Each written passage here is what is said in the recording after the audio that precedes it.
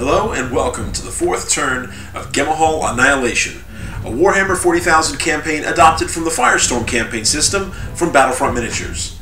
This is the latest chapter in a series of campaigns, apocalypse battles, and tournaments run by Legio Malaysia and set in our very own Glenmary subsector.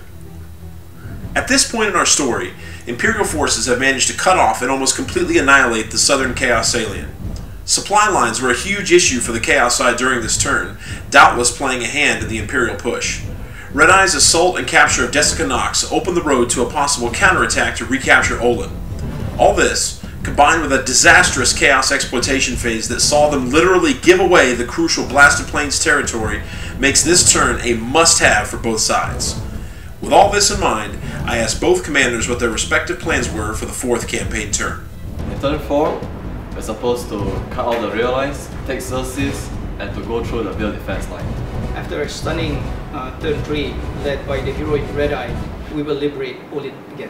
In the first battle, Alvin's Alpha Legion launched an all-out attack from the Polkan foothills into the Imperial-held city of Xerxes. Defending this linchpin of the northern line were Commander Kyrul's Angel Sanguine. Let's meet our combatants. Hi, I'm Alvin, and I play a Chaos Alpha Legion. I'm Kyrul, I'm playing Angel Sanguine. Alvin brought heavy Firestorm reinforcements with a Predator Defiler combo as well as a mechanized Plague Marine squad and Lesser Demons. Kyrul had a mechanized infantry section as well as the standard 2 bastions for defending a city. While Kyrul was in supply, Alvin was not. Alvin rolled on the out-of-supply table and got low manpower with a roll of 4. This reduced the size of his army, leaving him with 1,400 points against Kyrul's full-sized 1,750 point force.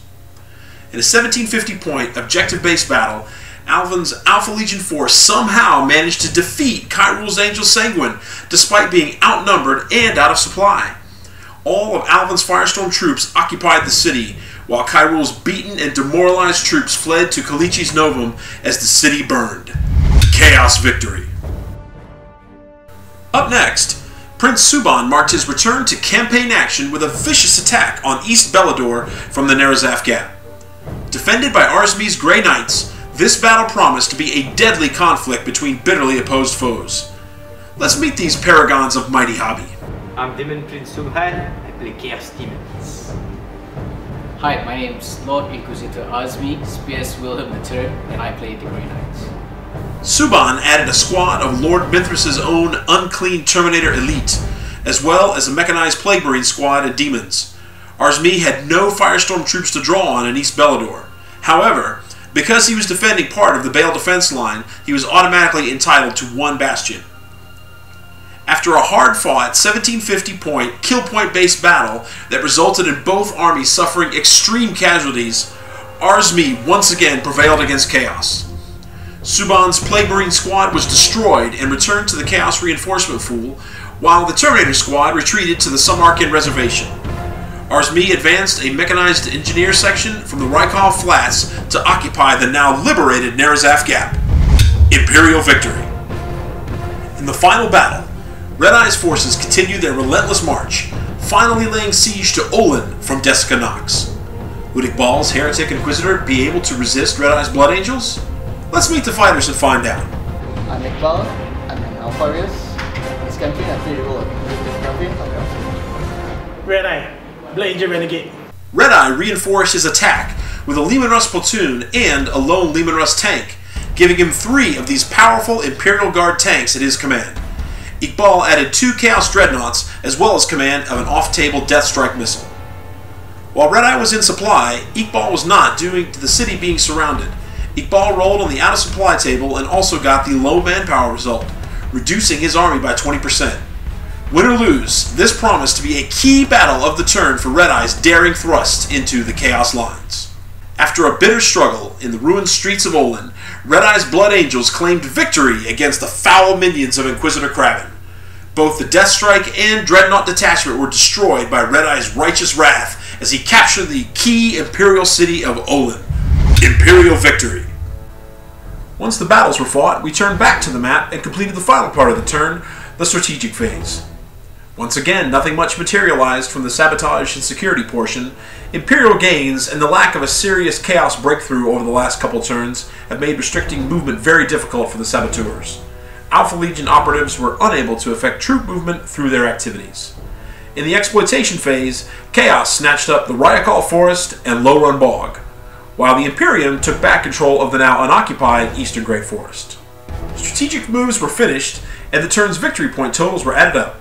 At the end of turn 4, the Imperial side controls Gelmar, Bellador, Olin, Hammerall, Devor, Wendigo, and Hengeist, along with the Northern Badlands, the Blasted Plains, and the Farquhar Plains, giving them a turn 4 total of 330 victory points.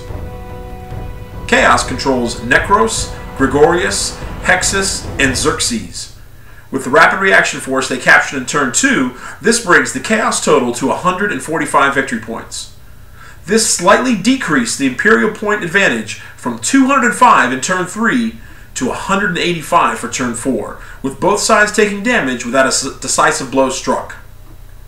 With the final battle fought and the strategic moves made, I asked both commanders how they felt the turn went. Well, the Chaos Demons didn't have a very good time, although they almost defeated the Grey Knights. The Renegade Grey Knights almost beat the Blood Angels, but we had a major disadvantage over there. For the Alpha Legion, we managed to destroy the Blood Angels and take over Xerxes. Eternal curses of the Emperor on this accursed Chessex dice. And that's it for turn 4, good citizens. Red Eye's Blood Angels followed through with momentum from last turn's capture of Jessica Knox, taking the ultimate prize of Olin. However, Alvin's deadly Alpha Legion took the more valuable city of Xerxes and opened up a new northern front in the process. Will Chaos be able to take advantage and flood the northern approach with legions of howling madmen and demons? Or will Kyrul and his allies manage to retake the city? Tune in this Friday to find out. Ghemehaal Annihilation rages on. This hobby video has been brought to you by Legio Malaysia, the premier wargaming club in Malaysia since 2008. For more information about our club, please visit our site at legiomalaysia.blogspot.com. To contact us, email us at legiomalaysia@gmail.com. Thanks for watching. Red Eye reinforced his attack with a Leman Russ platoon and a lone Leman Russ tank, giving him a total of 3 of these powerful Imperial tank to beat the head, the